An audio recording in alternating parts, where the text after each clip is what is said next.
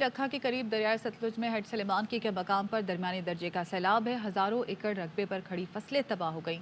मवेशियों के लिए चारा नहीं है। लोग अपनी मदद आप के तहत नकल मकानी पर मजबूर हैं। मजीद जानते नुमाइंदा ARY न्यूज़ मोहम्मद अहमद सादुत से।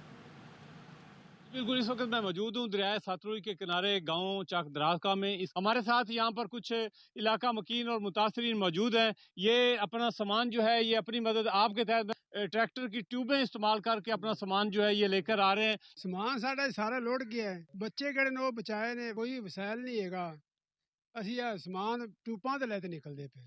जी नाज़रीन, इनका कहना है कि हम अपनी मदद आपके तहत जो है अपने माल मवेशी लेकर जो है निकल रहे हैं। अपने बच्चों को हमने बचाया है। हमारा काफ़ी नुकसान जो है वो हो चुका है और हुकूमत की तरफ से हमें कोई इमदाद नहीं दी जा रही।